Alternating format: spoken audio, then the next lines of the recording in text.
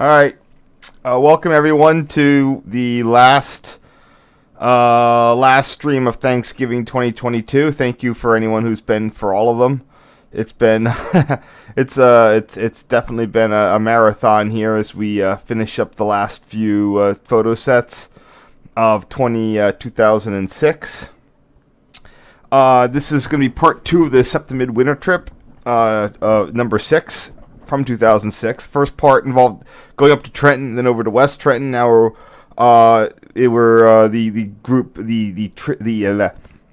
trip was proceeding on the SEPTA R3 all the way through Center City to Media, with a few photos, then returning via the Route 101 and Market Frankfurt line. A lot of this will be from the front of the Silverliner 4, traveling along the SEPTA Neshaminy line through Jenkintown.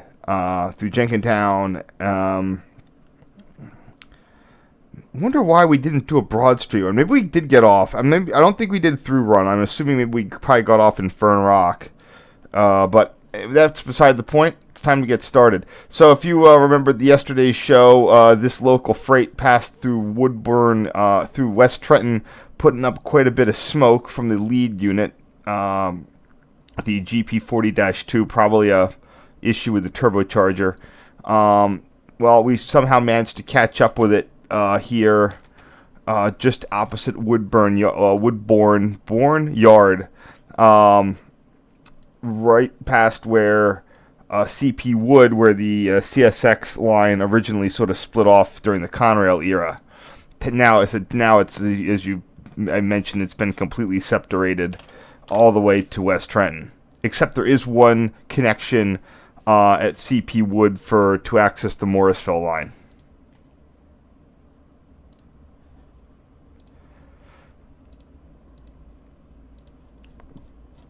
Hold on, let me just get this managed here. Oh, that's weird. Oh, there it is. What's it doing over there?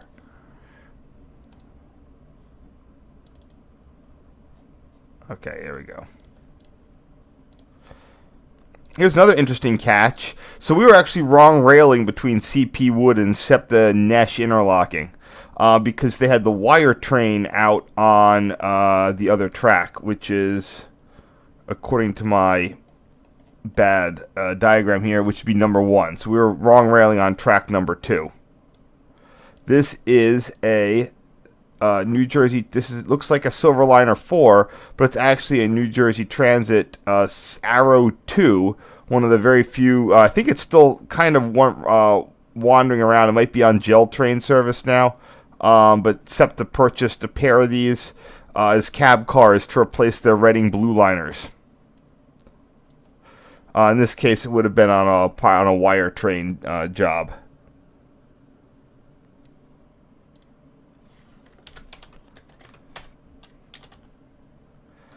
Yeah, it's unfortunately the Arrow 2 ran afoul of NJT's lack of maintenance, despite being newer than the Silverliner 4s, or some of them. And by the time, by the late 90s, the 70 of these apparently were completely in need of a midlife overhaul. And at that point, NJT was simply looking to. I think they rebuilt the Arrow 3s in the early 90s, but NJT was looking to go the push-pull route, so they just sort of let these die by about the turn of the century.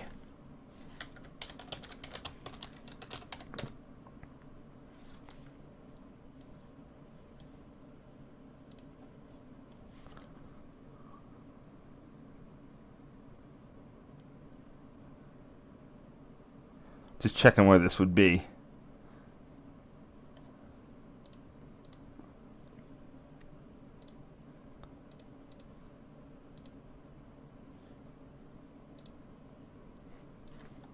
I'll just keep it as this. Use the original name. Here we have, these are still there. These are Conrail style signals on their single track between Woodburn and CP, Neshaminy, or whatever there goes off on the New York Short Line. I've been out here. I've gotten good photos of all of these.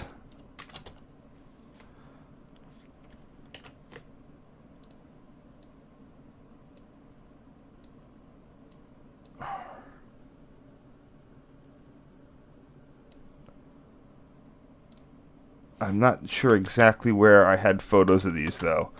I should have pulled that up earlier.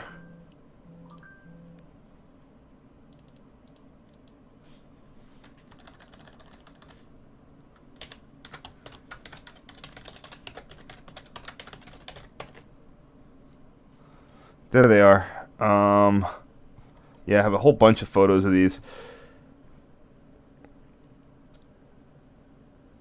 Looks like the 21N and 21S.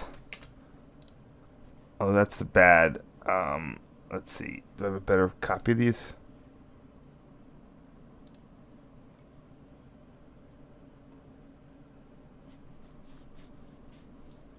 Because CSX changed the numbering around at some point. But I'm still going to go with the Conrail. In this case, I'm going with the Conrail designations. Here they are. Yeah, 21S. Oh, and that's right. I'm not limited by. I've got way more resolution. There we go. Just clip that off right there. Oops.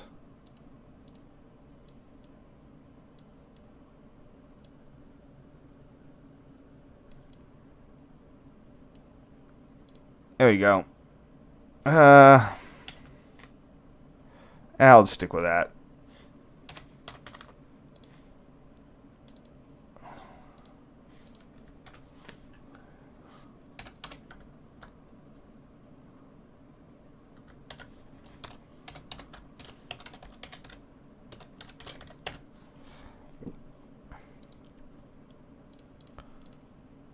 Those, yeah, it's like I said, those are still there. They're one of the few surviving Conrail, like vintage signals on CSX. There used to be some CP wood until that got completely resignaled. For anyone who's wondering, oh, yeah, there's a Trenton line. Oh, by the way, the reason I forgot to mention, this is the only time I've ever done the West Trenton line to West Trenton. It wasn't long after this that, because it used to be that the only trains at Trenton had that special Zone 6 punishment fare. That you can't use day passes. It's not even like the day passes wouldn't even work to Trenton. But West Trenton was Zone 5, so you could use day passes and you wouldn't be penalized at like $10, $12 fare. Shortly thereafter, they made West Trenton also Zone 6. So I've never gone back because without the day pass working, or whatever pass they have, it just is not worth paying $10 just to go that extra little bit. So there's the Woodbourne Yard on the Trenton line. Those signals are located right at the Langhorne station right there.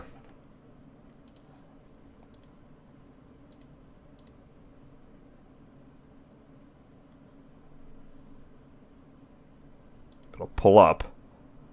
There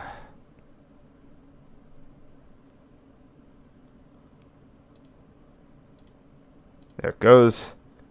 And let's just double check that. Let's see what we got. Uh-oh. They pulled them down. Great. See, that's why I always check.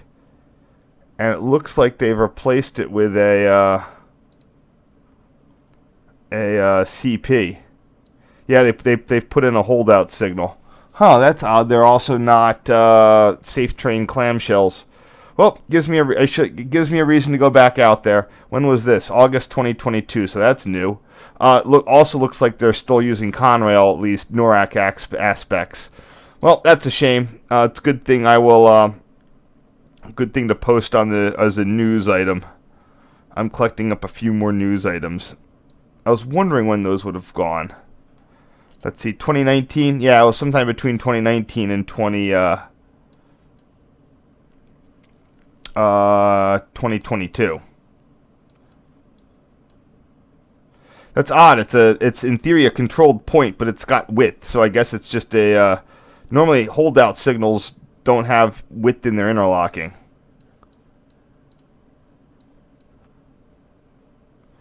Also interesting that it appears that these tracks are equipped with are those axis transponders, or just really large impedance bonds or something. I'm not sure what the heck that is. Well, I guess I should have gone out there. I was out there earlier today, but I mean earlier this week, but I did not think to head up there. All right, good to know. They would use this as a holdout signal, probably for moves at a Woodburn yard. At least the repurposed signals as crossing devices are still there.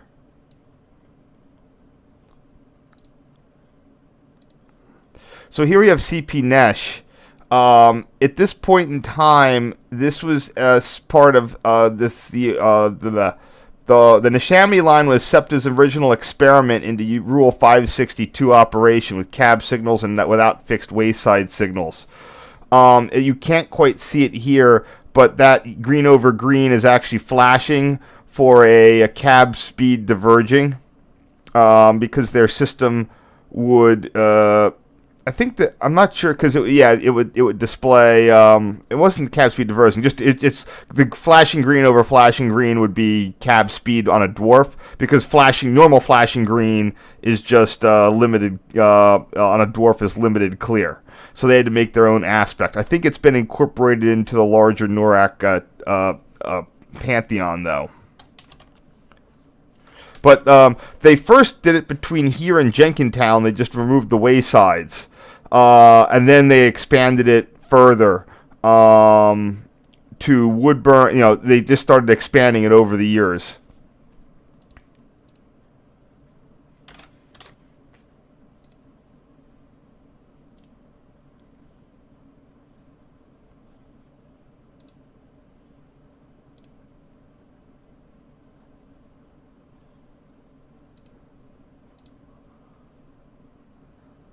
Actually, it's not Nesh. It's Neshaminy. Hold on.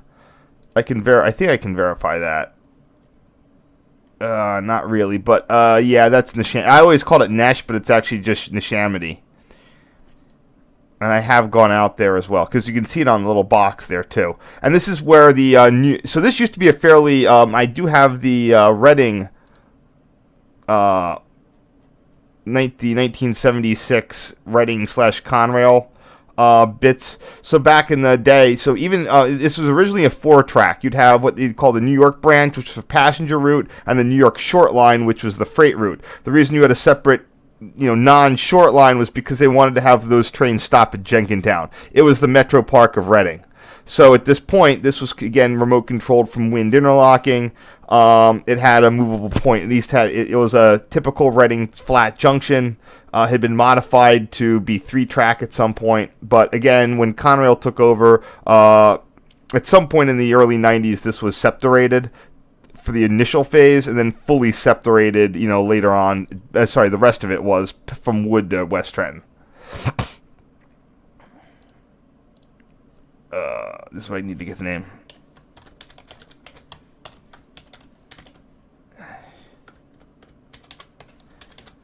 I'm gonna get the name and.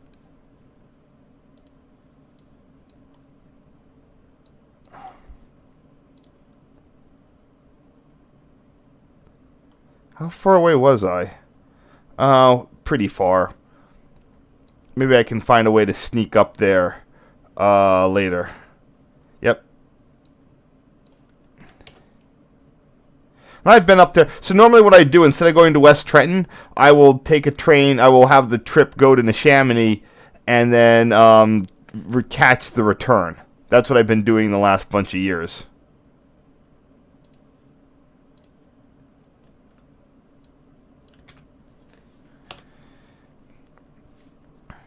You're going southbound.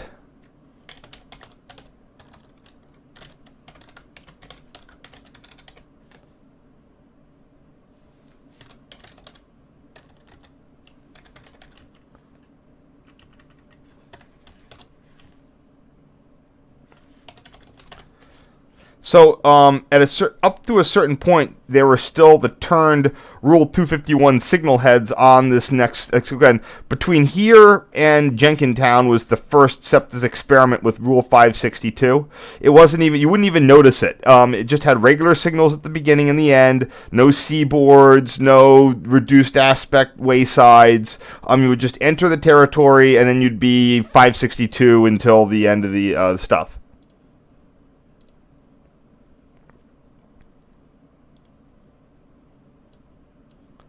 This is, again, me. I wasn't entirely used to my camera's zoom, so I wasn't. I think I had a strain. I think I needed to have set the autofocus mode. So eventually, because you'll see a lot of weird focusing.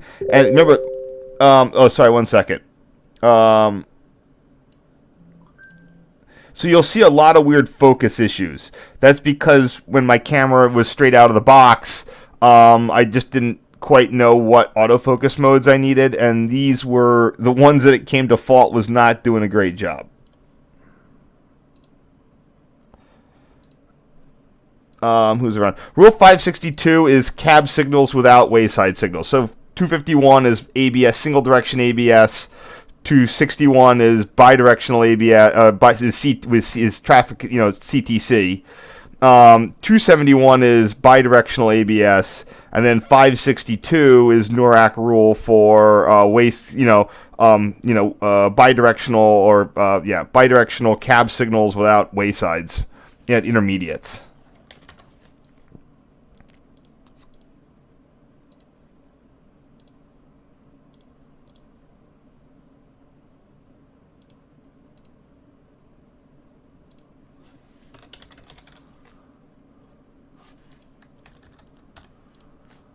So again, I apologize for some of the quality.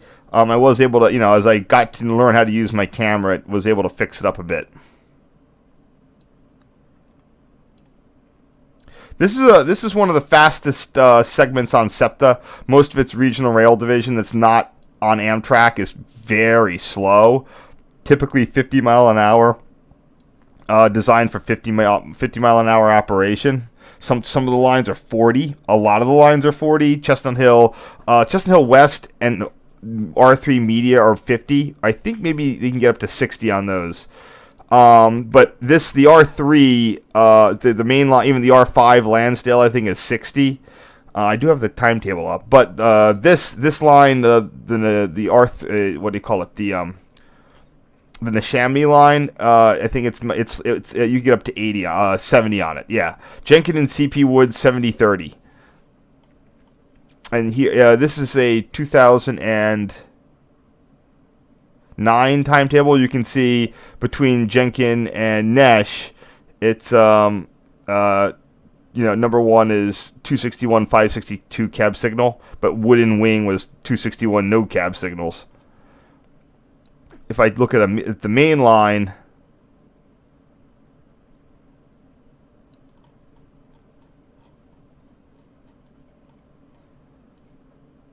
where is this?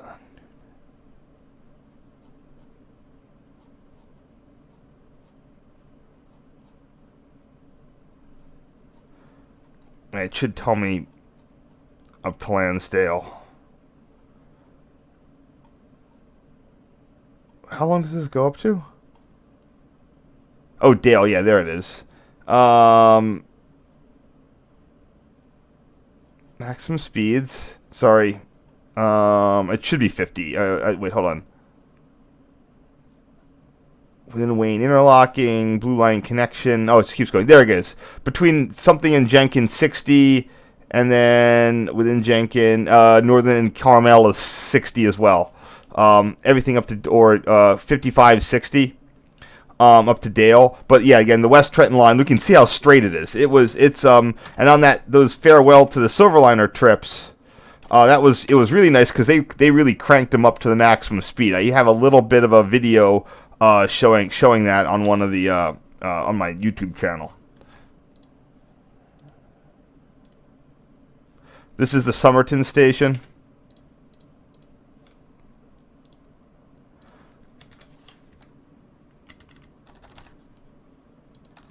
It's going southbound.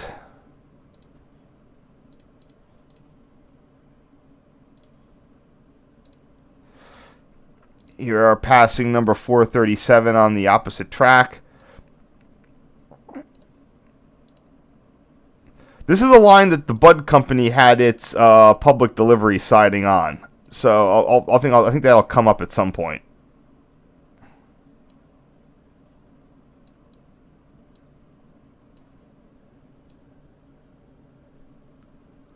Yeah, before I would run out of resolution, but in this case I can really make a small box and get a reasonable amount of zoom in here.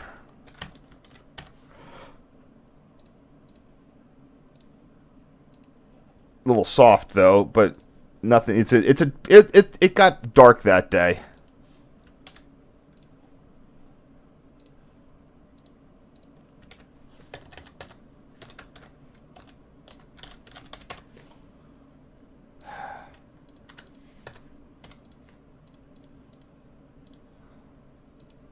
I believe this is where the Bud Company was located.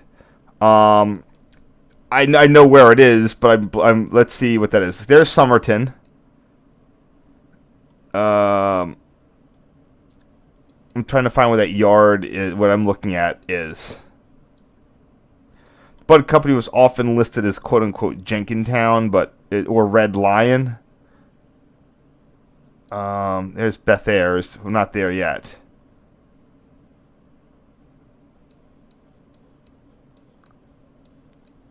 So dark. Yeah, there it is. So SEPTA has like a little maintenance yard, and the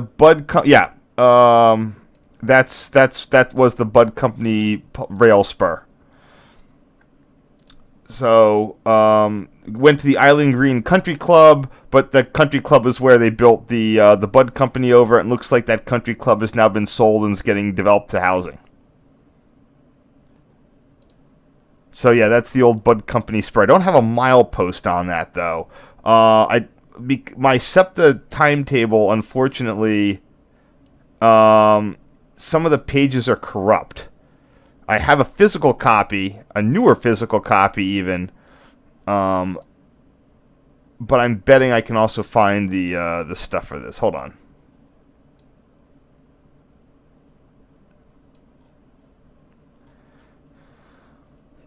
Flood warning, heat advisories, maximum speeds.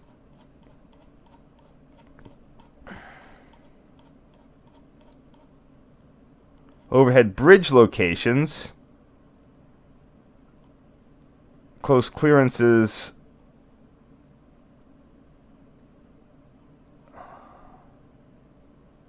Electric locks. Here we go. Philmont Yard, milepost 17.2. That's the one.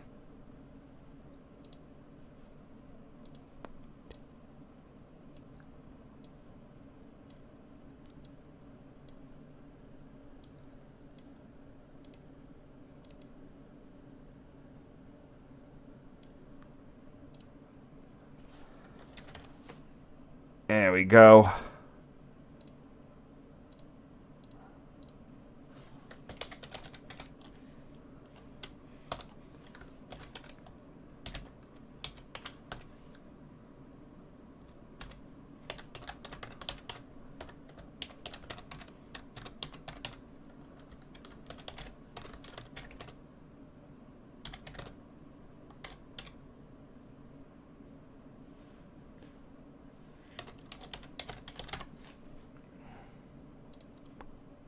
So sometimes you'll see those pictures of the old Metro liners sitting next to Reading Catenary. This is where they would have been.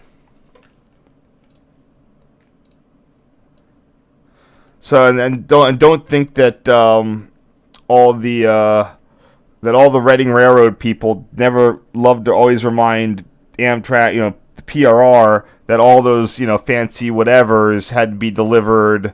On Reading, they'd have to be delivered to the PRR on, behind a Reading locomotive.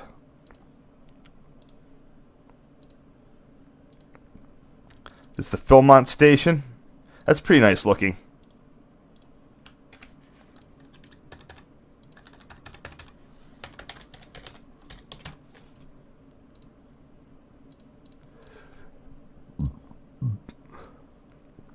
Okay, here we have a Rule 251 era temporary block station known as Beth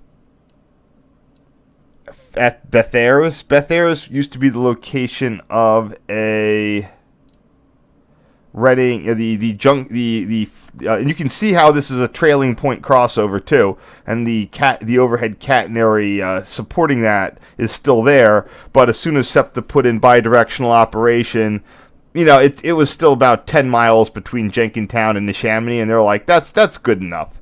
So instead of interlocking this or building a new thing, they just decided to rip it out.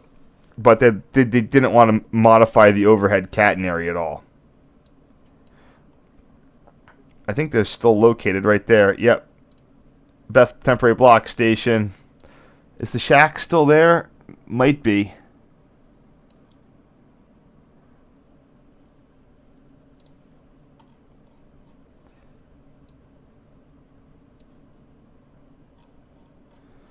Yeah, unfortunately, it would be located right. So there's milepost. Maybe it's back here. Okay, no, hold on. We're good. Yeah, Philmont Yard.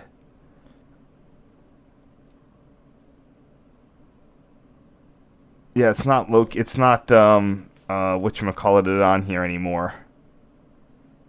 Stream, Footway, Philmont. It's right before Bethairs. So it's something like 15.15. Yeah, that's about right.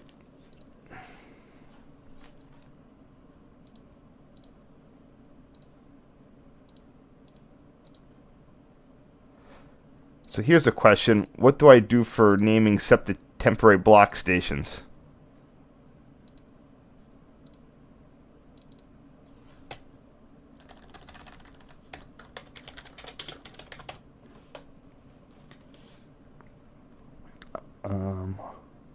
Oh, I've already named it.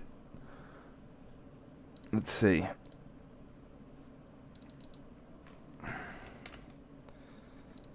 I usually should put the name of the line.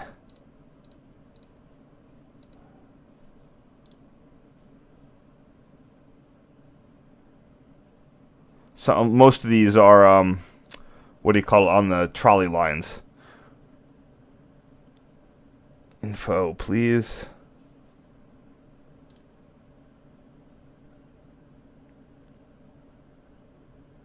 Okay.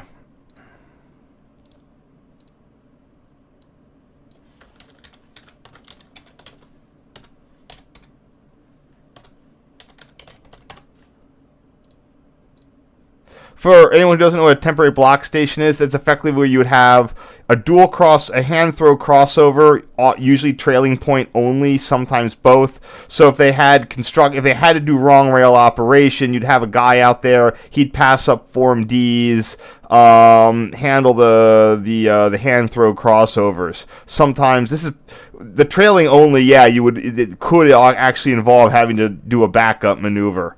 Oftentimes they would just use it to get back going the proper direction.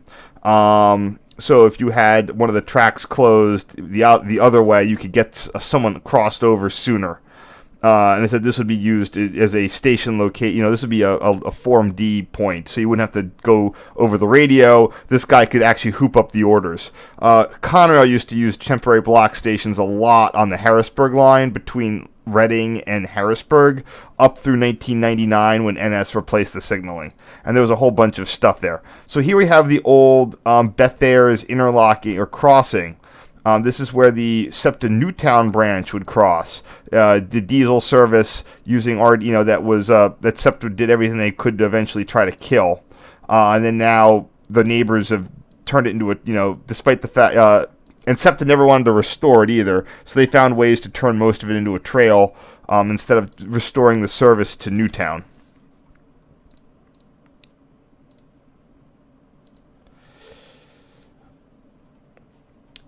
The crossing was removed at some point when after like 1984-85. But I have it on the 1976 Conrail diagrams.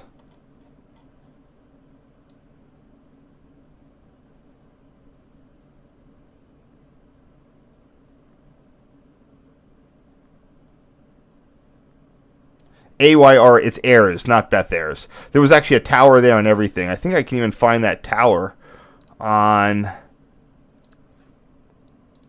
the North American interlocking.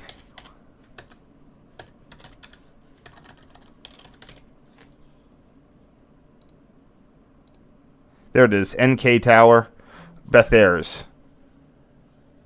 So that's what it would look like from the opposite direction of the Newtown trains crossing the electrified West Trenton line.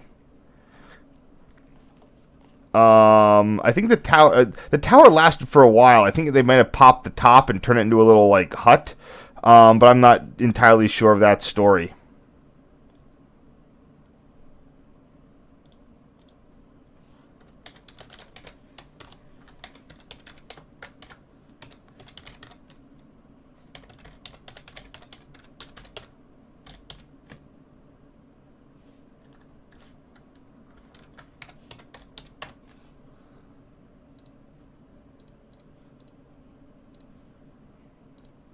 And here's the next station of something or other. Look it up in just a second.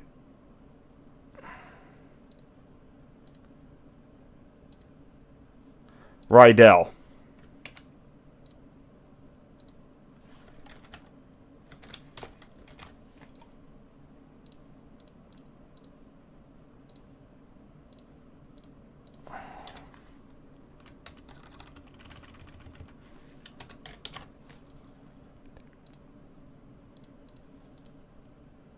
Oops, didn't crop that quite right.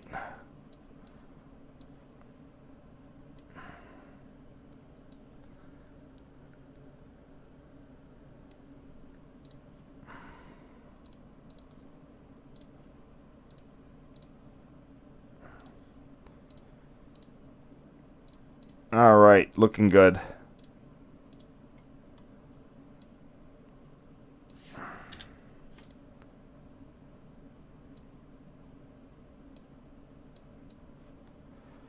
All right, what do we have here and going on in the chat? Anything?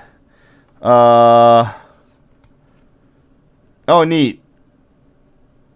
I mean, yeah, they should restore it, but like the part of it is that there's a the Newtown wants it, but there's some NIMBY stuff in between. So yeah, Metro North and Long Island Railroad use this. I don't know if they use the same rule numbers. Metro North might. Long Island Railroad has its own rule book. Rule 562 is something I don't know if they use that number. It's just Amtrak is the one who is kind of codified it the most. Yeah, it's not 50 mile an hour max, but it's close. So main line up to Carmel is 60, then it drops to 55. Doylestown branch is 40. Chestnut Hill East is 40. Chestnut Hill West is 50. Norristown is 50. It's just one of those things that travel in the Philadelphia, as much as you might think that like, oh, it's so slow, going anywhere is in that part of the Philadelphia suburbs is disaster because none of the roads go anywhere, and the few limited access highways are always jammed. So SEPTA kind of doesn't have to try that hard because they're actually still going to be very competitive with the road travel. That's just absolutely abysmal. When I say the roads don't go anywhere, it's like imagine a grid where you want to go, like imagine you want to travel between points on a grid, but the roads, but the roads are like misaligned, like in a diamond.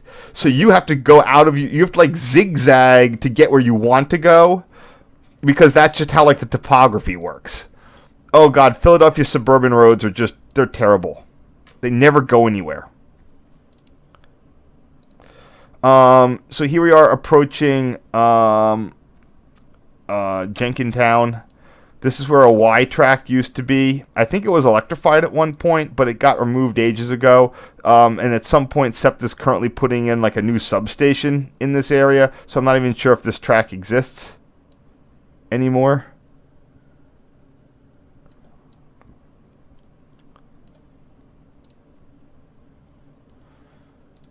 But if I pull up see if I get close, it gets zapped again. But I do have the whatchamacallit track, the thing that tells me what's there. Yeah, Jenkins and Wood is 70 miles an hour. It just blasts it. This line is wicked fast. I mean, for SEPTA. There it is. This is the north end of the northbound layoff, or southbound layoff yard. So this is, I don't know, track 2, 11.4.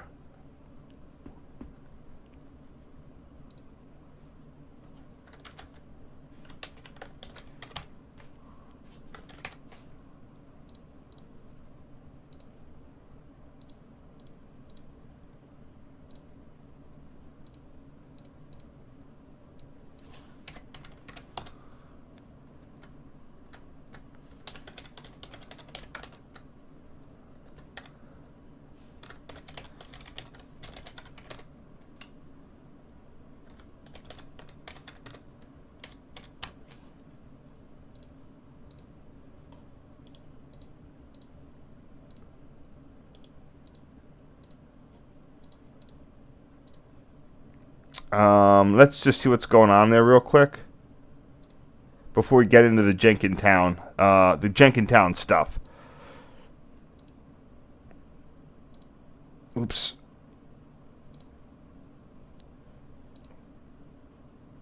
Okay, cancel this.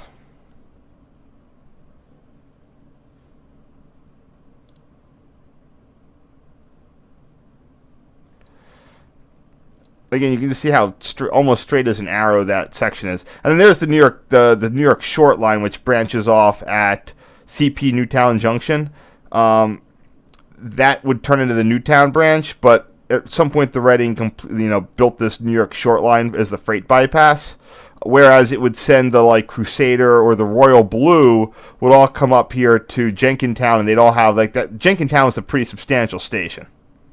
And it was the Metro Park of the Reading / B&O New York service, the Philly Metro Park.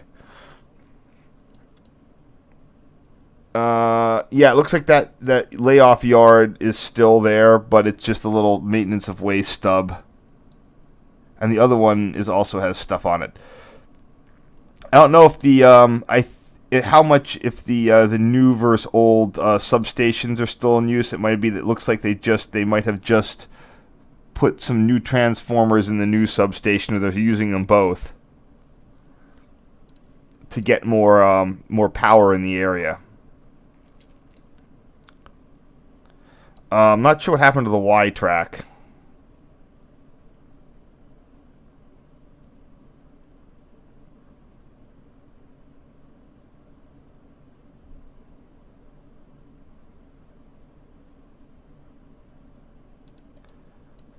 It looks like they, when they built the new substation, that they in theory allow for reactivation of the Y, but I'm not sure that's going to happen. Wait, what am I caring about here? Okay.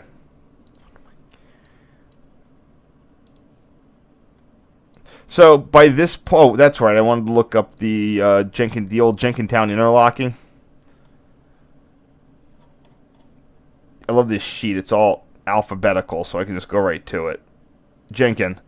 Even in this one, the Y track does not appear to be there. Up through this point in time, I think you've seen other photos. The Jenkintown interlocking had that movable point frog. SEPTA, from the Reading days, this is what SEPTA went ahead and eliminated that. Also note that while the SEPTA main line, what they call the main line, goes to Lansdale, on the Reading, the main line was to Reading. So everything else was a branch. This is the New York branch up to West Trenton. Then it intersected with the Bethlehem branch that went to Lansdale and eventually Bethlehem, Pennsylvania. So Reading kept it, kept it real with its nomenclature of there's one main line, or maybe there's several, but the Reading really only had one main line. Everything else was a branch. But by this point in 2007, Jenkin had been re-signaled with the reduced aspect signals.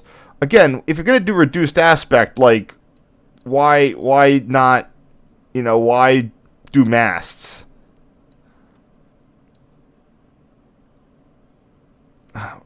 Do I just do full width here? Might as well do full width. So this looks like it's displaying clear. It's flashing green. Everything, these things can display stop, flashing green for cab speed, or red over yellow restricting. They do have no C boards for clear to next interlocking. They have no other special indications. SEPTA actually wanted to transitize this. They wanted to have lunar white and flashing lunar white, and I think that like they actually might have done that somewhere on the Fox Chase line. Fox Chase after the West Trenton, the section between Jenkintown and Neshaminy, was the first to be 562 with no waysides. The Fox Chase line was the first one that got their reduced aspect signals. They are advertised in a employee timetable that they would be doing the lunar versus flashing lunar like it was a subway. And I'm pretty sure that got abandoned and they went with cab speed. I don't know why. I don't know who complained. I don't know what logic was used to get SEPTA management to back down. But there was a huge move to transitize the regional rail division. In fact, they, for all intents and purposes, they even did. Normally, before PTC, when you'd have when you go through one of these interlockings, at least, I think that the New York route, the R3 was the straight route through Jenkintown. And you should get clear cabs through it and just be a temporary speed restriction. SEPTA used the cab signaling system and automatic train control to just have trains crawl through the whole junction at 30 miles an hour, well in advance, and they step it down well in front. It was pretty bad. It's pretty bad. They lost multiple, and then the axis cut more time off. So, they just used the going from non-cab signaled to ATC and PTC. They just lost more and more time. So, I mean, for whatever time you get from a higher top speed on these lines, the trains just crawl through this. Sorry.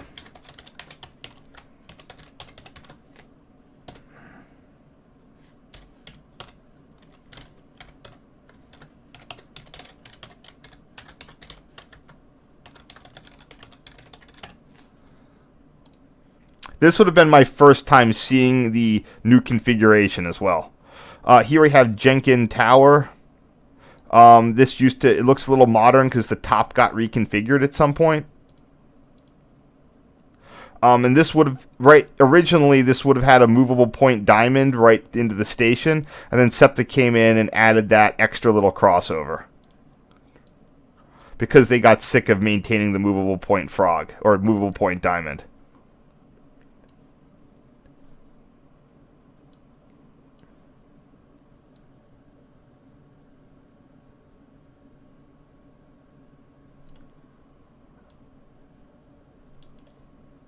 One second.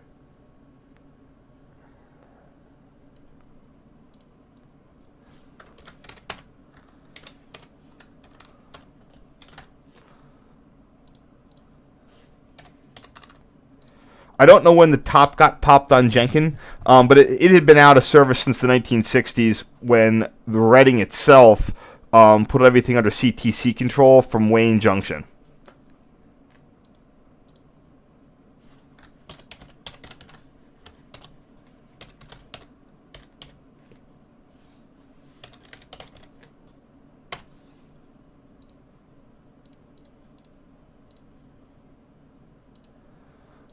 Ugh. And then here's the rich man's or poor man's replacement for the movable point diamond here at Jenkin.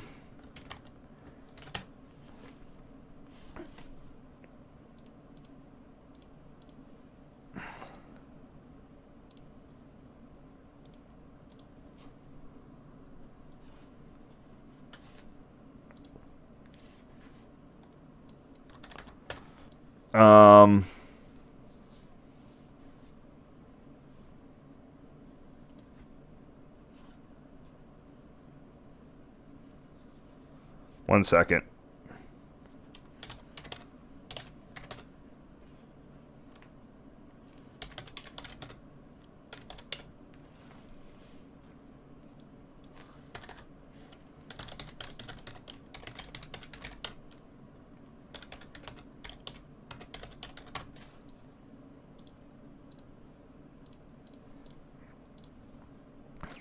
And then, so what always threw me for a loop was, is that Jenkin interlocking or Jenk? And the reason I was confused is because SEPTA put in an additional crossover south of. So the part of the issue with this is that the Reading was designed by an Englishman, so you had a lot of British-style flat junctions. They're all over the Reading and very used infrequently else in North America. But the result of this is, even with the modification, before with the new movable point diamond, there was no crossover component here. If you're on track 1, you could go on track 1 on the R3, or on the Chamonix line or the main line. You're not going to track 2. Well, when they removed that movable point diamond, I think that's probably one of the reasons they wanted to replace that movable point diamond, was because they wanted to put in a crossover capacity, since there wasn't anything between Tabor Junction pretty much in Lansdale. So you would now have a trailing crossover capability here at Jenkin proper, and if you go south of the station, they put in a complete crossover there regardless. So that's just, again, that was just to part of their CTC project, just to have a little bit of extra flexibility. Although I will say that the next crossover south of here is only like 4 miles away. So this is just a crappy picture of the new mast there.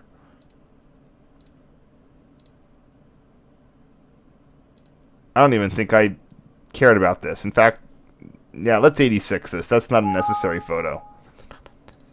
Here we go. Here's the new crossover they installed. But like I said, you know, if you're no matter what you're doing at Jenkin, taking the main line of the New York branch, they're bringing you through that at 30 miles an hour, either route. On this one too, I mean, you're going to be getting 30 as soon as you cross. I mean, they notch you down well in advance.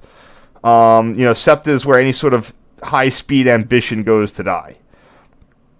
And even with PT, I just, again, with the PTC system, they using Access.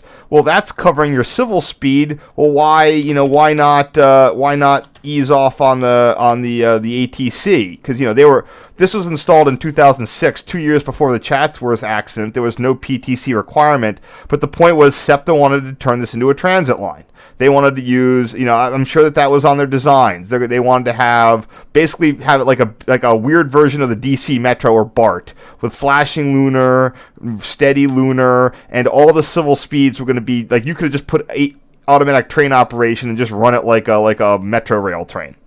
They ended up not doing that, but they were setting it up to do that. So this is South Jenk. Or Jenk South.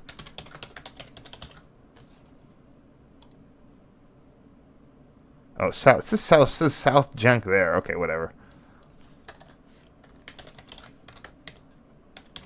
Wait, I have the timetable. I want to just look at that.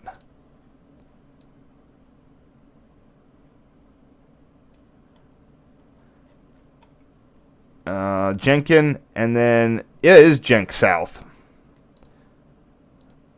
Yeah, it's so weird.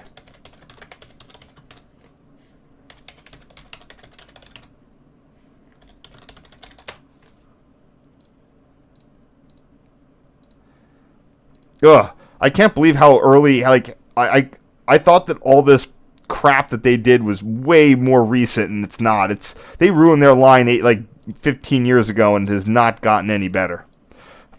Here we have CP Newtown Junction. Same deal. I can't say same deal. I don't know it doesn't have that problem that Jenkin has with those sort of the Y track. But again, here we have the track 2 signal, and cab speed just unflashed.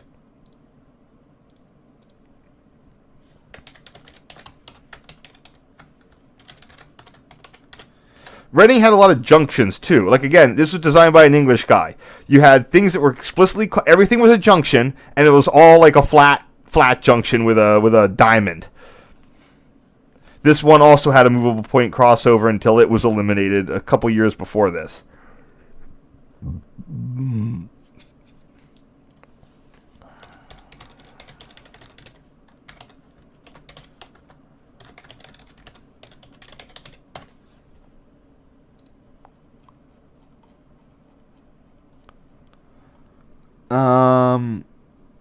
Yeah, I don't tell me what the number on that sign track is, but like, yeah. So one of the things they also did was this Fox Chase line was one of the first things that was SEPTA rated. It used to be that it was commingled with the CSX, the Conrail Trenton line. SEPTA had access to both tracks up to CP Cheltenham Junction, another junction. When they SEPTA rated it and made each thing a single track, they put a one train length passing siding, a bit down, at some point on the line. They built another passing siding here at CP Newtown Junction. You can sort of see it here. Not really. But in the diagram, there's a little pocket track, so trains can pass, Fox Chase trains can pass each other within the interlocking limits of Newtown Junction.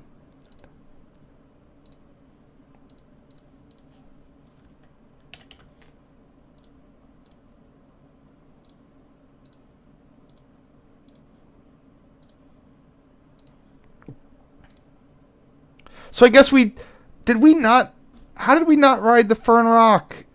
This is a weird one. I guess I didn't do the traditional Broad Street Express run. That's strange. So now we're actually back onto real signals here at Wayne Junction. I believe this is still where the waysides begin, where the Rule 562 ends. Part of, I think, SEPTA's reasoning to keep them here in case of, in case of cab signal failure. This is where things would be a bit more consequential. This is also the location of the Reading Railroad's 25 hertz power supply or main power distribution. So there's Newtown Junction. There's two stations that have been removed, Logan, and there was another one. Well, at least it's Logan. Oh, Tabor. And then here, they had some sort of frequency converter system, but it was replaced by a newer one later on. But it still had the original. It's been updated since then, but they still had the original transformer and Reading substation. I think it had 3 transformers in it. But here's the SEPTA frequency converter. Is right over there. Oops.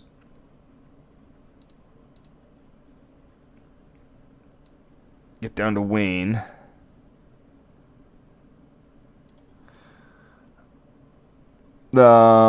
This is the...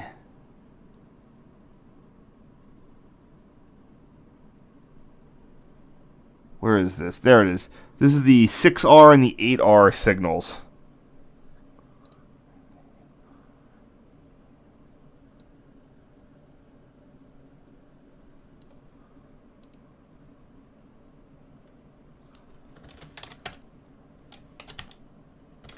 Again, sorry for the weird focus issues going on here.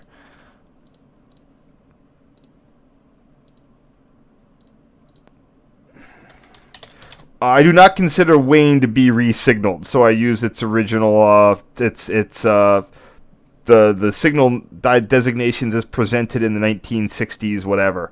By re-signaled, again, the tower is no longer manned and operated, but the interlocking has not been had its signal. It was a relay plant that was under the control of an NX panel. All they did was shift control to a video display terminal downtown. So here we have Wayne. 6R is on approach medium.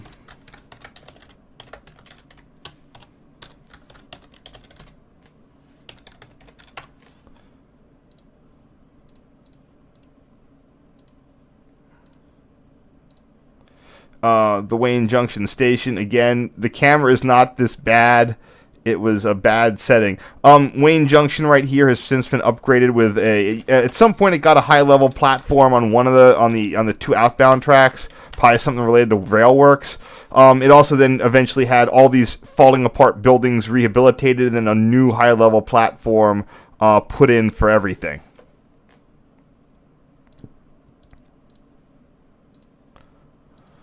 That switch there is the 3 switch, and that would go into the Wayne Electric shops. This shop complex, again, was the Reading Railroad. This building was the Reading Railroad's core maintenance facility for its MUs. That's not wind, is it?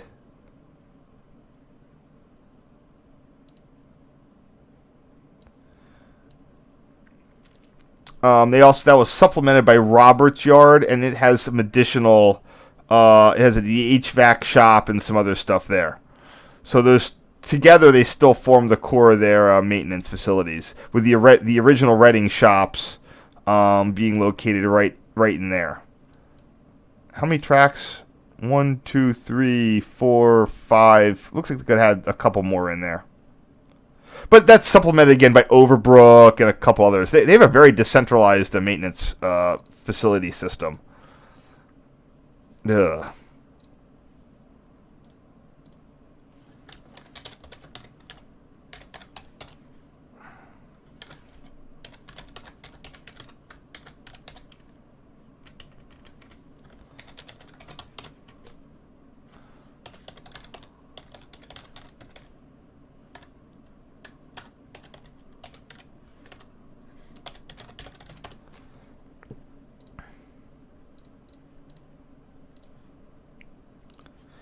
Here's Wayne Tower itself. Not a great photo.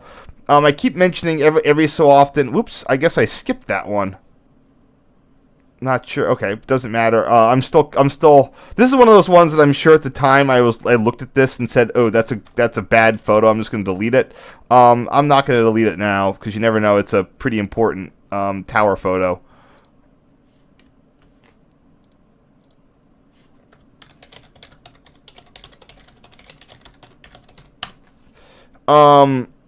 Wayne Tower. Let me just show off a couple things here with Wayne.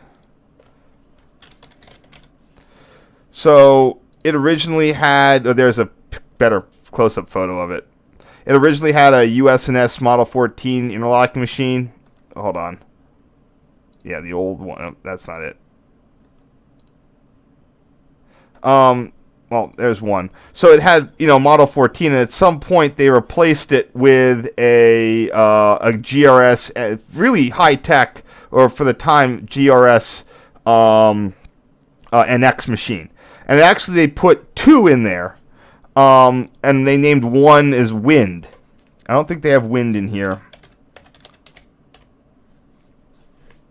I did a thing. I have a blog post on Wind and Wayne.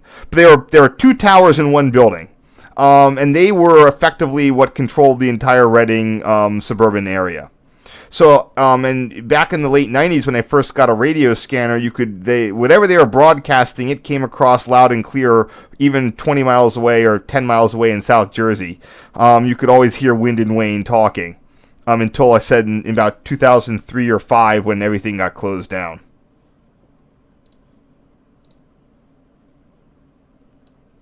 And there's the Roberts Yard HVAC shop, along with the Blue Liner sitting that's still there to this day, a solitary Silverliner 2 of unknown origin, or unknown number. But I can figure out what signal that is.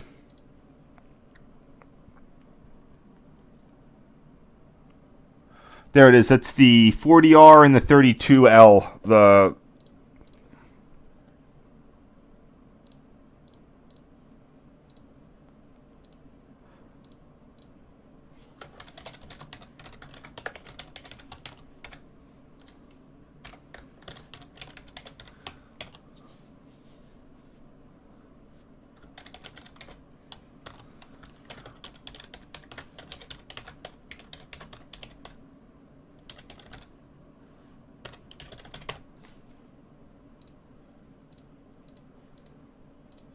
And here we have Wayne's double slip ladder.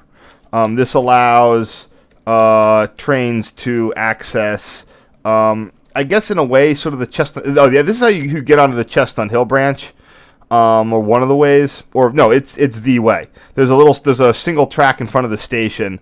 I think that's the best you got. Let's see. So we have 2 tracks there coming into. So there used to be a holdout platform here. I'm pretty sure that now that they only have for Chestnut Hill East. I'm guessing that they only have 1 platform. There's a diamond. Yeah, both those tracks consolidate into a single track right in front of Wayne Tower, and then they come in right there, and then it's just the double slip ladder. So it's just crazy how many bottlenecks, like surprise bottlenecks, there are here. Now, of course, there's a back entrance into the yard and a scissors crossover. There's a lot of neat, crazy stuff going on in there. But for basic service, yeah, you're looking at a single track operation through Wayne Junction. That's why they put in a crossover right north of there.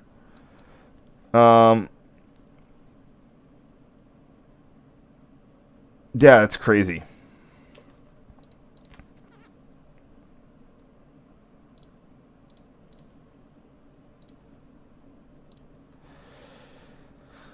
That's the 4751. Oh, they're only 2 double slips, so.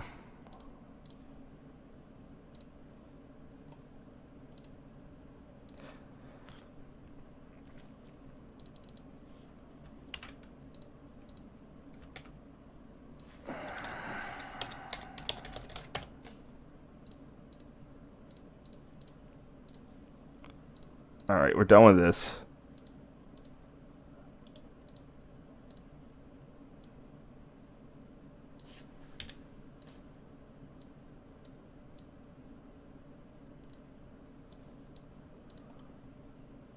Yeah, it's kind of the problem with this set. There's a lot of things that I can sort of talk about.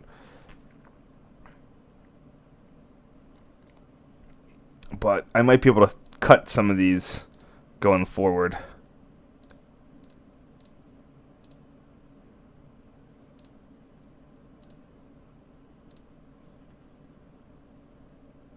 All right, let's see what's up in the chat. Give me a second. Any issues? Okay, hope you're still all enjoying it. So here's Huntington interlocking. Although it is at the south end of Roberts Yard, it's often assumed to be part of Wayne Junction, but it's not. In fact, I think SEPTA built this themselves as part of their rail works project and Roberts Yard. It used to be that. Let me just check if there's a Huntington. I don't think there was, but let's see. No. And the other thing is this SEPTA Hunt? Is it Huntington or Hunt?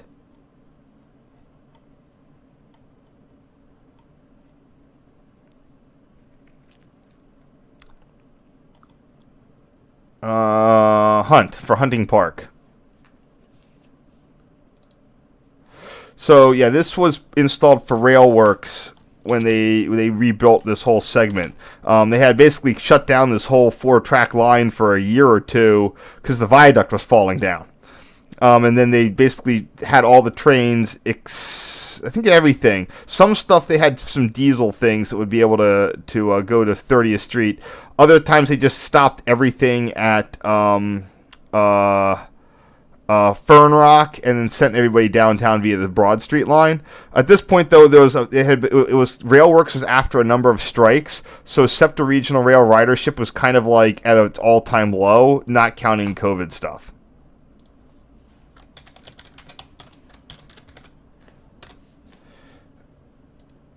What track is this? Okay, this is 1, 2, 3, 4.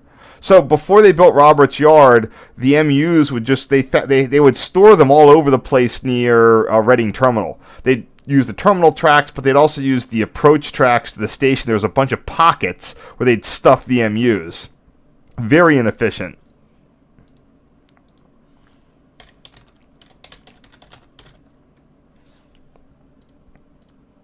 Oops.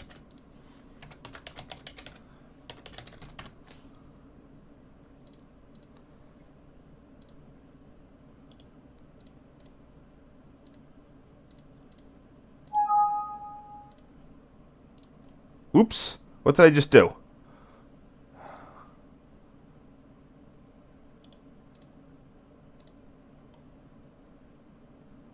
Well, I thought I saved the file.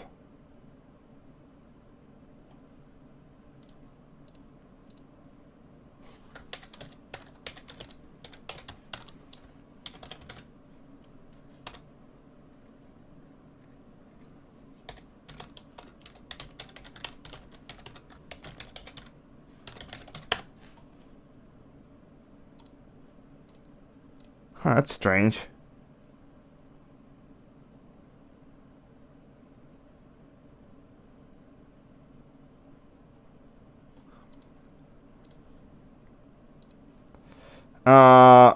SEPTA 457 here at Hunting Park.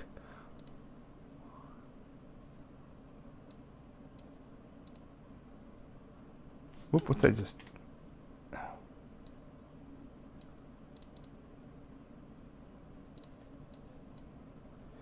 Again, not a super great photo, but good enough.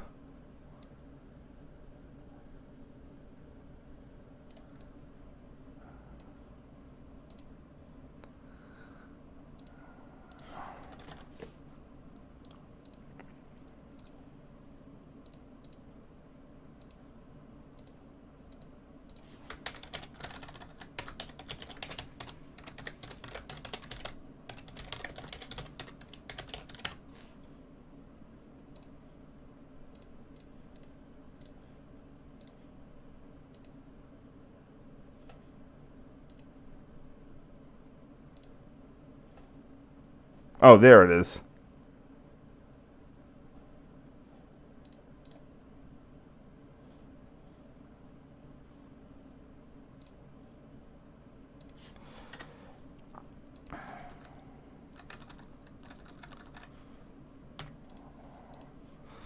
And here we are on a ABS signal approaching the 16th Street Junction, the famous 16th Street Junction. This is, again, something I need to check on real fast.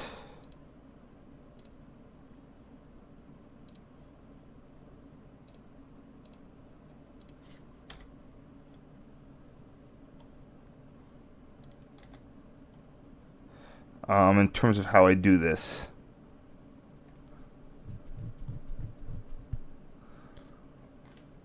Alright, that's...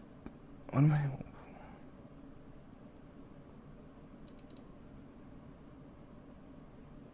This is 403, so what's going on here?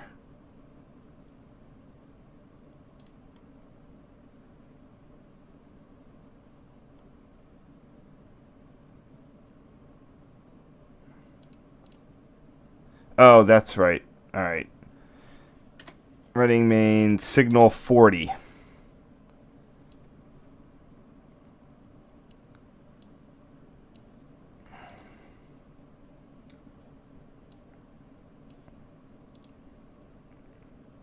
Okie doke, there we go.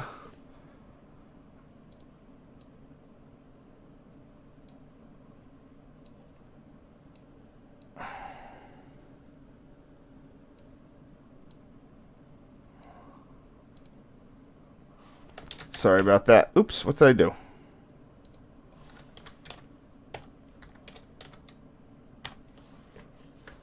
Alright, good enough. Wait, nah, I'll keep it like that.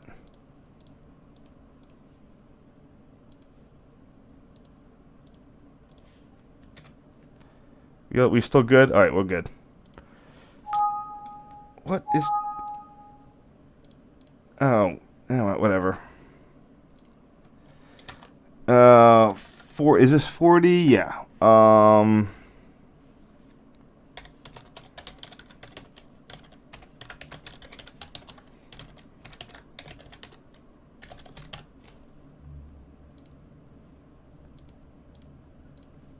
Good enough. All right, next. Okay, this is finally we get to 16th Street. This is the famous junction between what was the Reading's main passenger main line and its quote-unquote Bethlehem branch. That truss bridge is for the Chestnut Hill West, aka R8, aka, PR Chestnut Hill branch. Maybe some clarification will work well here.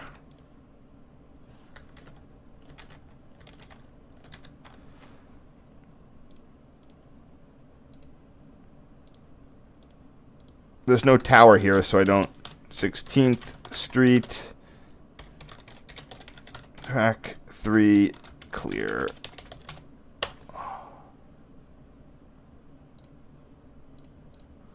Yeah, that's a nice picture too. I mean, it's useful picture. Yeah, we're still good. I wonder if I have a something of 16th Street. Nope.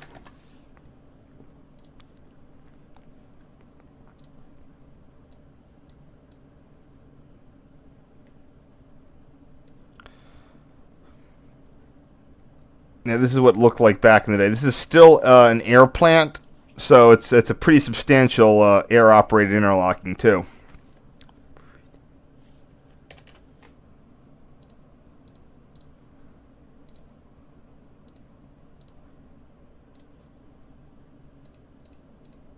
Unfortunately, I didn't have the greatest photo here.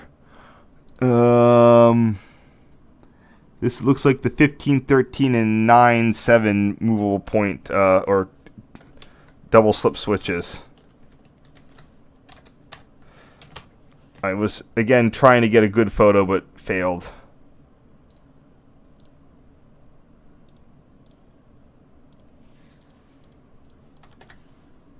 '15, 17.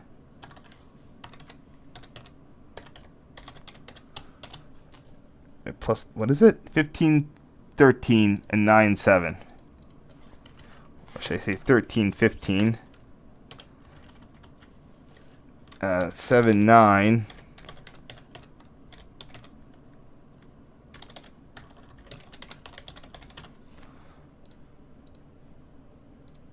Again, you can see the air-operated points. It's a pretty. If you stand up above it in North Philadelphia, you'll hear them ka-chunking away. Because this is where the R6 diverges to Norristown, diverges from everything else. So not a ton of stuff's making diverging moves, but enough is that it keeps the stuff busy. All right, here we have the 30. So this is also a sort of a staggered. No, it's not staggered. So this is right south of 16th Street. Another. This is where you're getting into very, very closely spaced automatic block signals. And even there, they'll be subdivided with a quarter-mile length cab signal change points. So it's very, very short block distances south of here. Here we have signal number 30.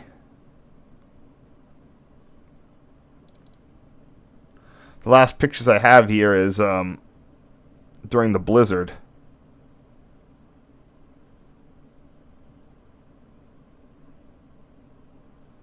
In 2010.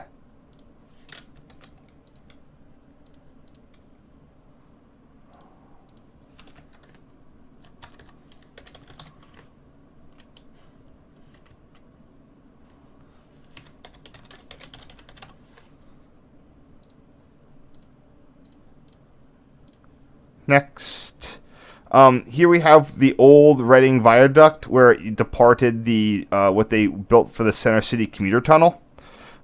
This is the reverse edge of the phase break. At this point in time, the substation, the original Reading terminal substation, was still in use. So the right-of-way was still used by SEPTA to transport the overhead wires from the substation. They built a substation right there, right where my little thing is, like right in there is where the new substation is. But at this point, the overhead lines, they actually had to keep everything all nice and trimmed because they needed the overhead, the right-of-way for the overhead wires. When they built the substation, they pretty much abandoned it. Now they're locked in a legal morass with the Reading Entertainment Company, which is the corporate successor of the Reading Railroad, who owns, so SEPTA owns an easement for the overhead wires. Reading Entertainment owns the viaduct and the structure. The city wants to put in a linear park, so they're all like, Reading Entertainment wants a higher number. The city knows that there's nothing they can do with the land otherwise, so they're just going to try to wait them out. So we're going to see how that goes.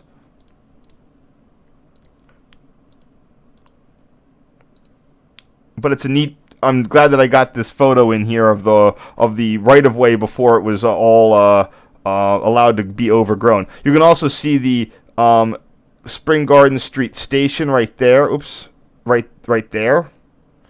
And then the head house and platform for it. Those are replaced by Temple University, and those are recently demolished due to another dispute with Reading Entertainment Corporation. Those were demolished last summer. I just missed going out for better photos. I gotta see what I've done for the SEPTA phase break here. Give me a second.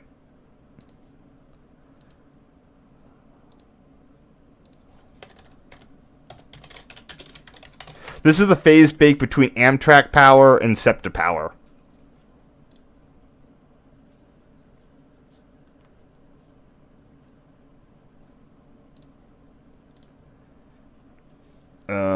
Here we go.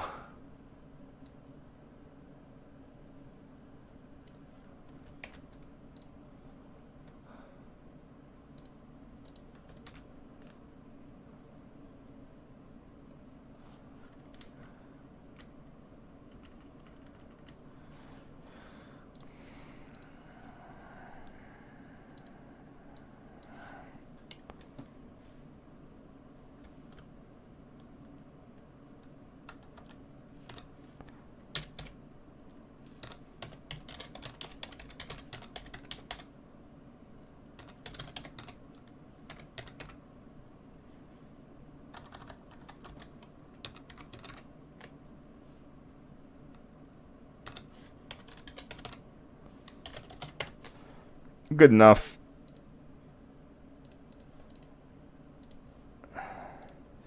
And we've gone through the tunnel, and now we're rounding the curve at Powlerton Yard. This is the Pennsylvania's yard. So when they built Roberts, what used to happen is either the PRR and SEPTA would go to their downtown terminal, then they'd reverse back out to a yard.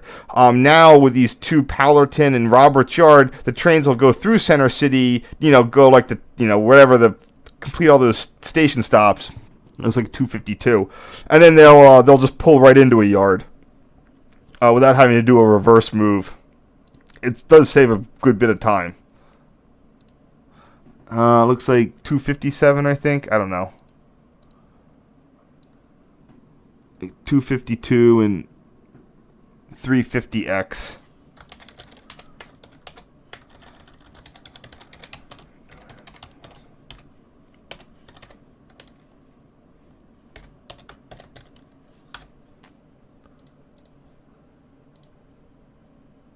Yeah, I just cut this one out, too. SEPTA GO.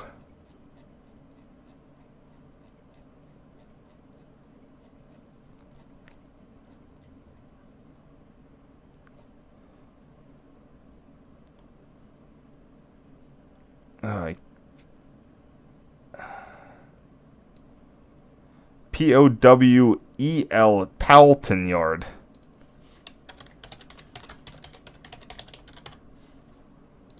Yeah, see, like back in the day, I was like, "That's a bad photo," but now I realize there's a bunch of Silverliner 2s in it.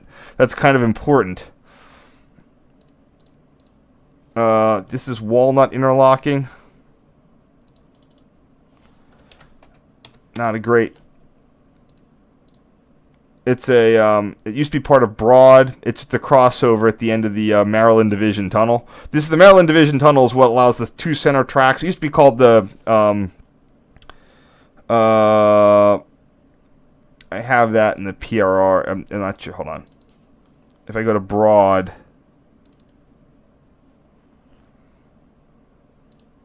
so you come up and you have inbound. You have the main line is on the two outer platforms: inbound platform, outbound platform, tracks 1, 2, 3, and 4. The middle platform is from the Maryland Division trains.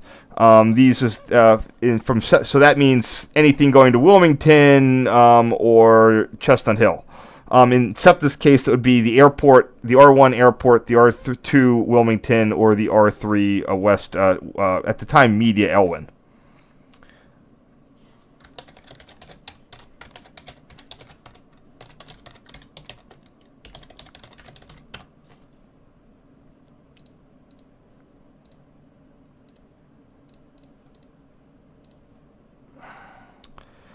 Here we have the exit signals to CP Walnut. That's too much.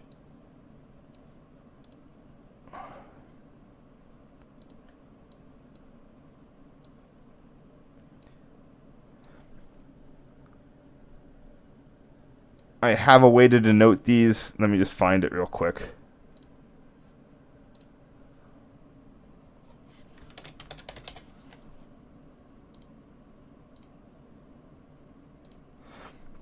I've gotten good. These are right in the middle of the University of Pennsylvania campus, so I've gotten all manner of photos of these guys.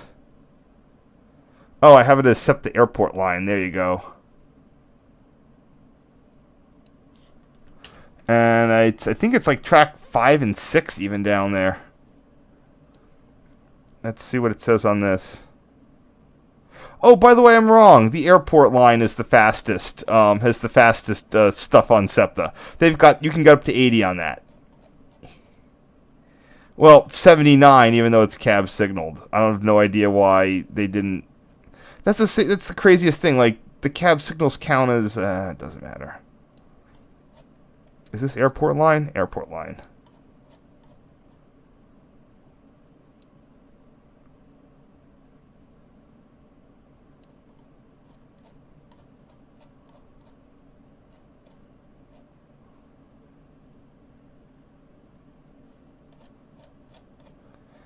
Nah, I'm just going to guess it, but it doesn't really matter. I'm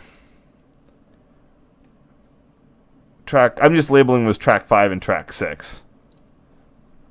Ugh, this is kind of bad, but whatever.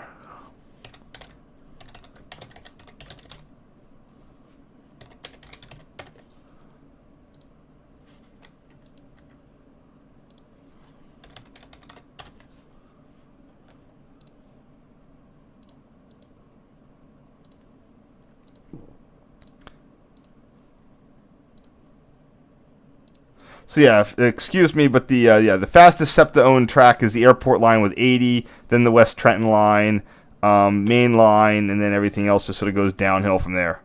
The worst is like the Kinwood branch. That's like, even though again it's a single block, it's straight as an arrow. It's still, they haven't even upgraded. It's still 25 miles an hour. I don't know why. Like what is keeping that at 25 besides them trying to like kill the line? All right. So I don't do anything until we get to media.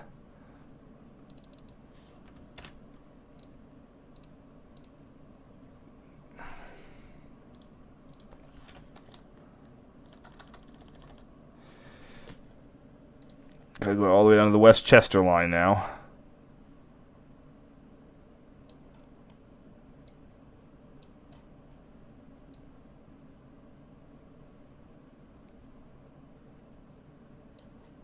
Here it is, Westchester.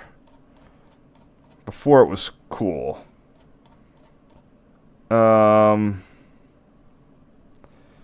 Media. Yeah, this is like a nice combine. I just want to get the track number. Track 2.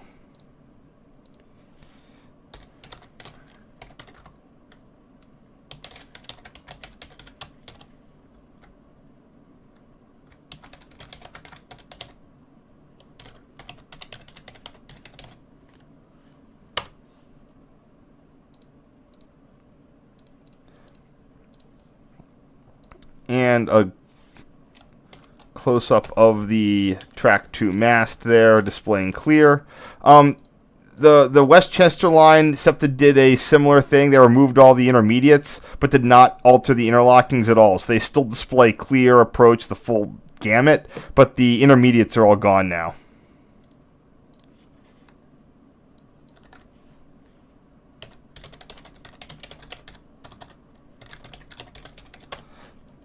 All right, we're down to our last set here. Thank you for staying with me.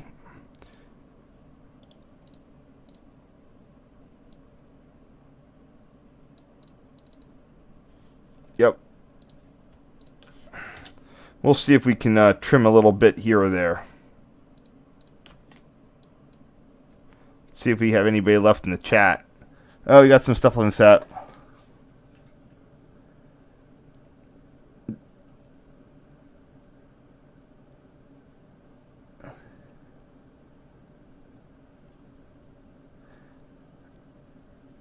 Oh, what's up with the flooding?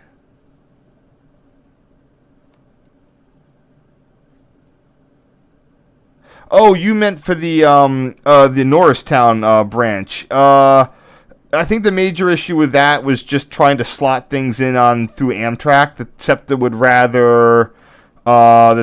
have rather run its Norristown things on its own track.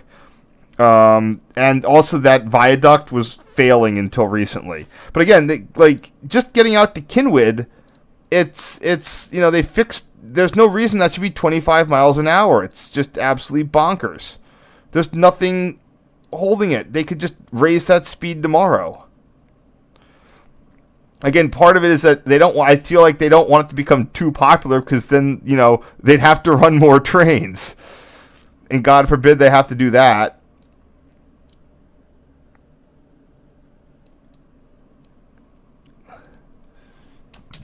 And that's the thing. The bus routes along City Line Avenue have to use the Schuylkill Expressway, and that's always screwed up. Like they should be funneling people into Kinwood trains and then getting them into Center City that way.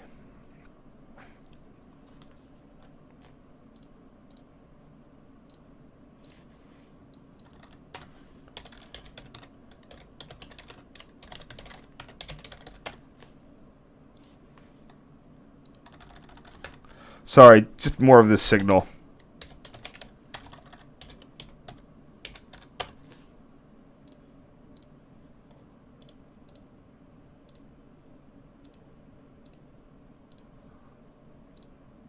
Oh, so despite the fact that I mentioned that this was a trip with a group. I had 18 people.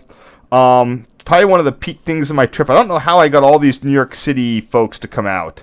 Some of the people here, Will D, he works for Patco now. Bob is still alive. That guy's also alive. Fred G is my friend in Connecticut. There's my friend. He's a lawyer now up in New York City. I just met him. We always talk, but I just met him recently. Some of these other people, I have no idea who they are. I think that's Brian David Greenberger. He's doing something. So it's a pretty good. It's a pretty reasonable group here. It's grown and not grown, but apparently all the people are all on like Discord now or whatever. But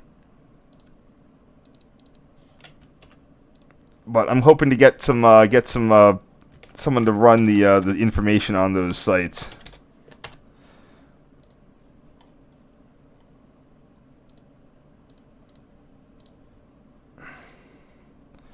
Oh, the end of the line at the Route 101. Did I even save that? I didn't save that one because it's blurry. Yeah, I'm going to agree. I got enough Route 101 end of track photos that aren't bad.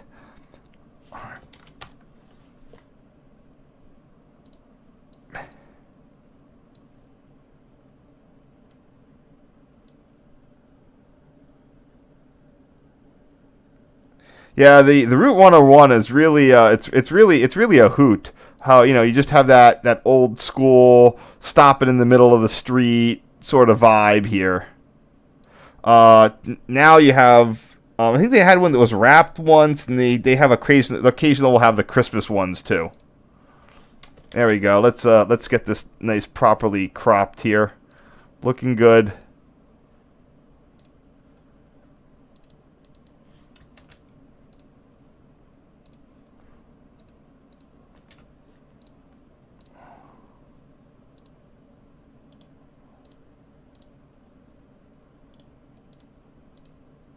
Sorry.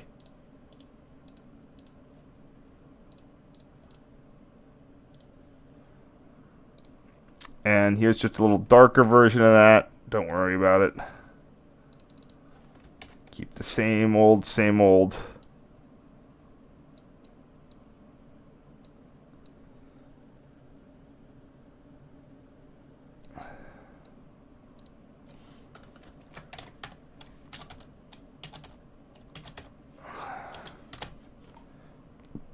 Sorry about that. All right.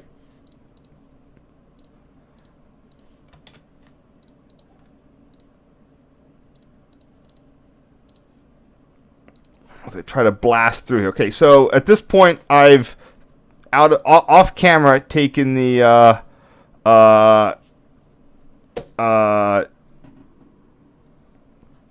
off camera taken the Route 101 to 69th Street. Remember, when I'm directing these trips, I don't often have all the freedom to take all the photos that I want. I mean, or I care about. First off, I'm local, so I know the area.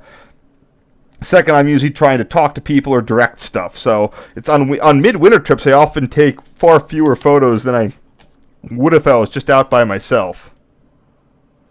So this is the 52nd Street interlocking. In this point in time, I just want to give you guys a quick overview. So, well, I'm way out of. So what we did was, you go through Center City, all the way out on the R3. Sorry, that's Wilmington. All the way out on the R3 to, where is it? Media. There's Media. There's the yard. There's the station. You walk up to the interurban line, come all the way back up on the interurban or the suburban trolley into 69th Street.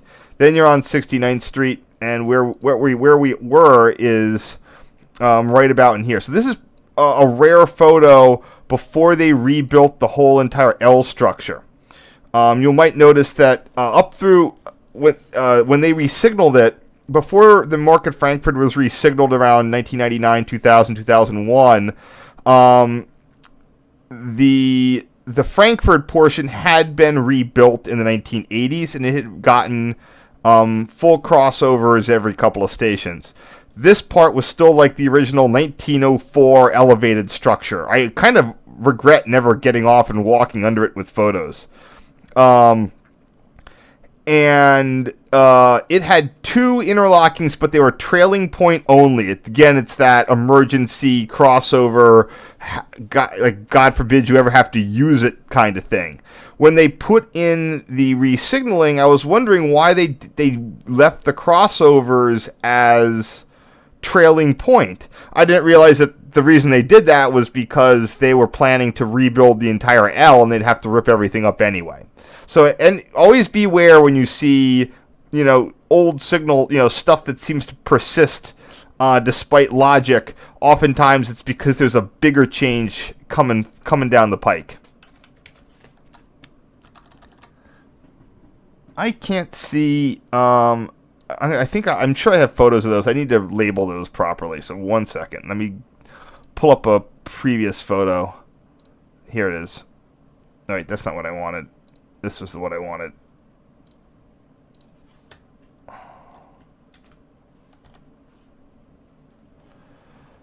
So yeah, here's what it looked like originally, with a little dwarf signal. This is after they pulled out the pneumatic point machines. Apparently, these were controlled by little tiny USNS interlockers, or at least someone told me that they had one. It was like glass and wood from the 1890s.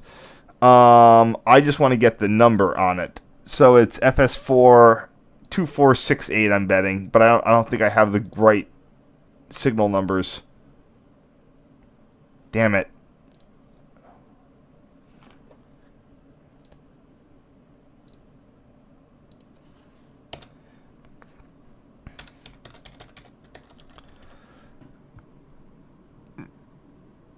Yeah, it looks like 6 and 8. 1 sec. So the Market Frankfurt ones, they don't number the signals in pairs. They all have a different number, even though if it's even. And I just want to try to number these properly.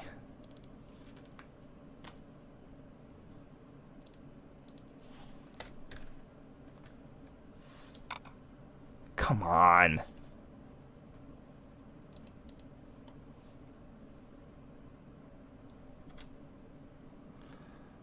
Sixty-ninth Street.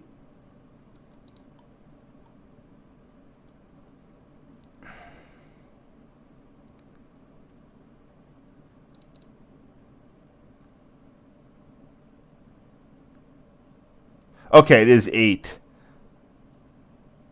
2, 4. Okay, hold on.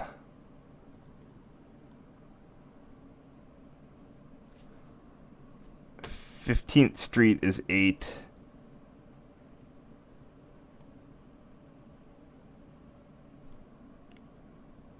Okay, that's 52nd Street 4.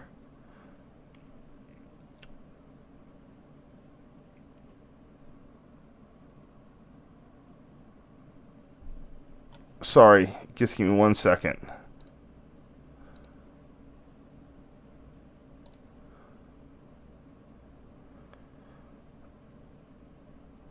So it looks like it's 4, 8, 2, and 6.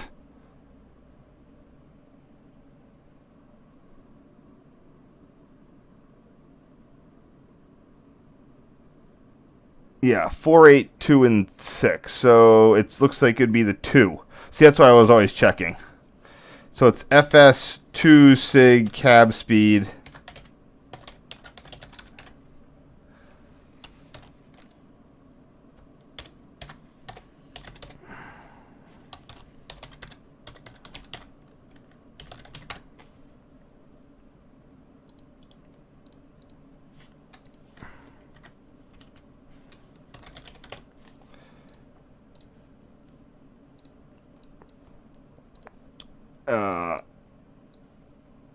This is number like 1001 at 52nd Street Station. Also, you aren't. Oh, which one is that? Did I get a number on him? No, I just cut this one out. Can't see what the number is on that.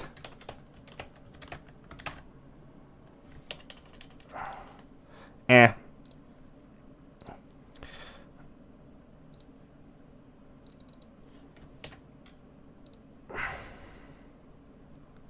The nice part on the Market Frankfurt is that you get these wonderful skyline photos or skyline shots, especially in the winter. You'll get a lot of sort of a Stonehenge effect where the sun's setting. Note that remember, City Hall is directly in the middle of the city, at the intersection of Market Street and Broad Street. So, you look straight down Market all the way to where City Hall is and the downtown skyline. So City Hall's right there, and you got that straight. There's City Hall right there. You got Liberty 1, Liberty 2, and that's where the the Comcast USB stick headquarters was under construction at this time. They've since built a second Comcast USB stick tower. If you ever know the Philly skyline, it looks like a USB stick, at least the original one.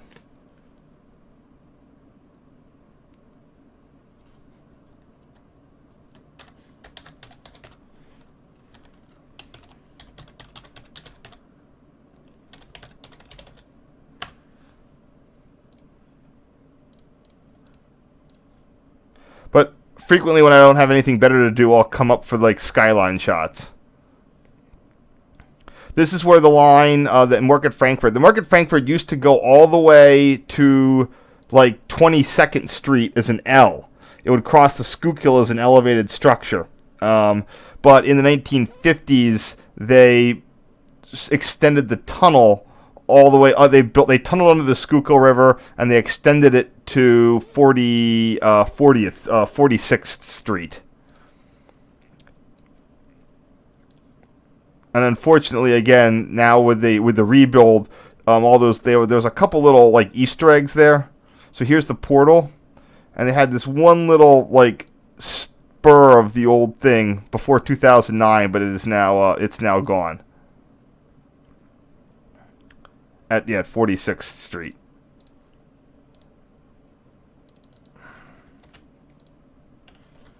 I can't believe how much I would just wash out these photos with bad use of that clarify filter.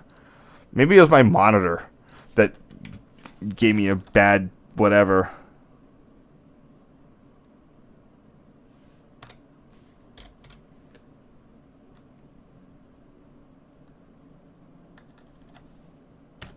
That's good enough. Keep the old name where possible. So I guess we took the Market Frankfurt line all the way to Girard to ride the Route 15. We were doing a lot of late day stuff on this trip. Oh, because that's how we did the Broad Street line. We went to here and then we went over. Oh, okay, I see what we did now.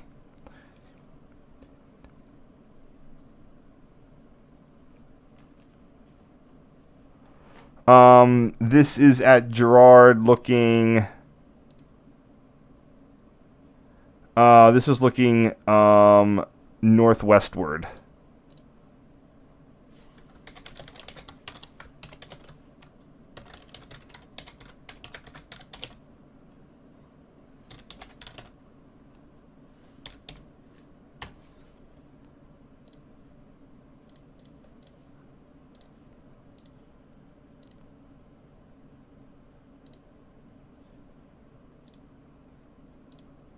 And here we have the same thing, just looking westward with the Route 15 tracks right there. The Route 15 having been reactivated the previous year.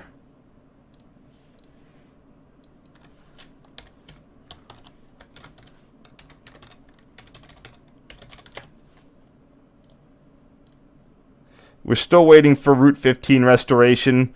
The trolleys got about, they got a good life out of them. Man, they were nice when new. And here's finally when I'm outside, not shooting through train windows and whatnot, that I got some really nice, performance out of the camera. Way more vibrant and vivid than my old 3. This is also an Olympus. The first 2 things I got from Olympus were really nice. But then Olympus basically eliminated anything that was remotely, I wouldn't even say an advanced feature. Like, you couldn't even do shutter priority on their mid-range cameras. So I shifted to Canon PowerShots, and I've been using those ever since for this sort of need. I really need to get a new DSLR, and I'm thinking of just dealing with that right now.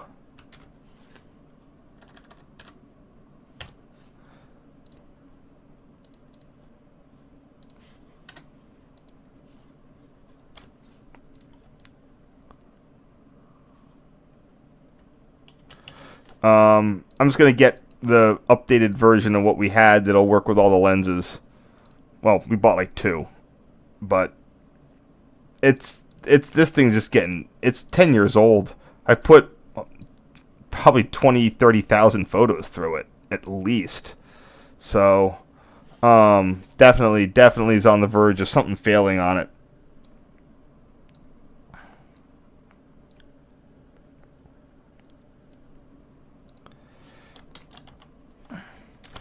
And the quality is definitely coming up short. The lens, you get better stuff with because the lens is nicer than like my mid-range, especially in low light.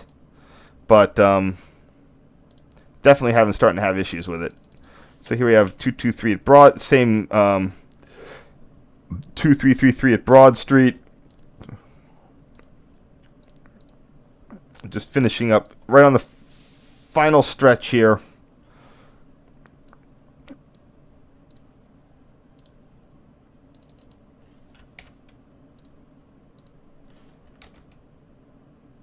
Oops, that's not what I wanted to do. So I was wondering when we would have done our Broad Street run. I guess it was the last run of the day. Just shot up to Fern Rock. I would do a lot of sunsets at Fern Rock.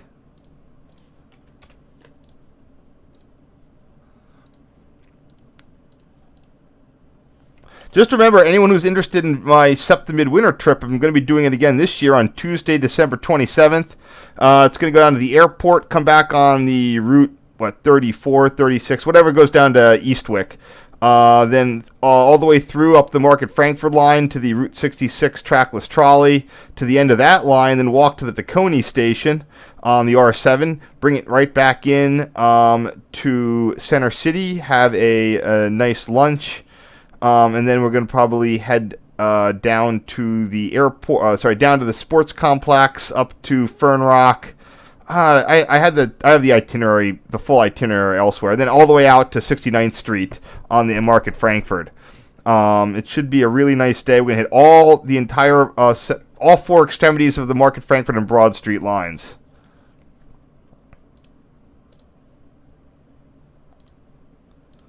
Oops. What's I doing here? All right. And the last photo of the day, 2328. So it'll be nice. Next year, I'm wondering. Yes, I know I'm not going to Wawa this year because we went to Elwyn last year, and a lot of people already went out to Wawa. So I'm just gonna give that a rest. Hopefully, if the Route 15 is back in service, it'll be a big Route 15 Wawa extravaganza. But we'll see. This year we're covering the last bit of the Route 66 trackless trolley we did not do the first time we rode it about 10 years ago. So anyway, thank you so much. I'm going to answer any questions we got.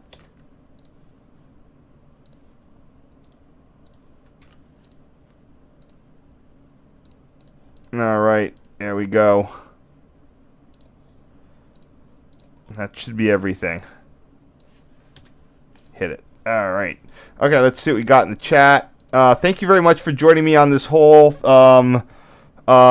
Thanksgiving weekend. Hope everybody had a wonderful No, they're not getting rid of the Route 15 PCCs. They're rebuilding them. They're gonna be in service next year. So I'm sure next year we're gonna be able to ride those. They're gonna restore those to the service. The ESA opening got delayed again, I'm pretty sure. Well into next year. March, I heard. Or later. So, I don't know what I would do for that opening. I'm not sure how much I care. I'd really love to be on an M3. Like, there's no point in riding it if I can't see front or back or whatever. Like, it'd be halfway pointless. So, I would probably want to reserve judgment until I can figure out if I can get an M3 set to go in there. But so anyway, again, December 27th, check my stuff. I will be back in December. We're going to be doing more of the renaming stuff. I've got a couple of rolls of other photos from other people back in the day that I need to go over. So I'm not out of content yet. We're going to see. We'll see how far I can milk this.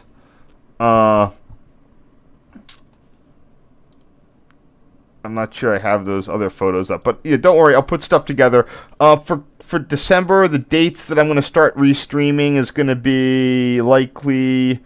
I might do a birthday stream on the 22nd, so it's going to be something on the order of 22nd through the 20. The 27th is going to be my midwinter trip. I don't know if I probably will stream that night too. I don't know if I'll stream Christmas. We'll all see how that all goes. I'll announce it. I'll count the number of episodes that I have ready to do, and then I'll spread it out in there. But besides that, I hope everyone has a wonderful remainder of their December. If you're near, if you're going to go out on Sunday, it's a great trade to get. Hopefully Amtrak will be running some extra train on Sunday, but I don't know. But besides that, I gotta get ready, packed up, because I'm driving back for my second Thanksgiving tomorrow down in Maryland. All right, so throw any questions you have out, and again, don't hold me for that East Side Access, but I'm pretty positive I heard someone called me to tell me that it got delayed again. So I think that I might have a reprieve on that one. By the way, also the holiday train this year was announced. It's going to be IRT based on the 1. I'm not going to have, I'm going to be going to Denver. I have one weekend I could do it, but I just don't feel like I need to do it. It's going to be a giant crap show trying to get that front window, and there's already R62s on the one, and I can get front video on an R62. So that's going to be a thing that I'm probably going to do myself, at least, or do it on the 3, but I'll be going up to New York on like the 23rd or something for that of December. All right, see ya. Everybody have a great day. I won't hold you up.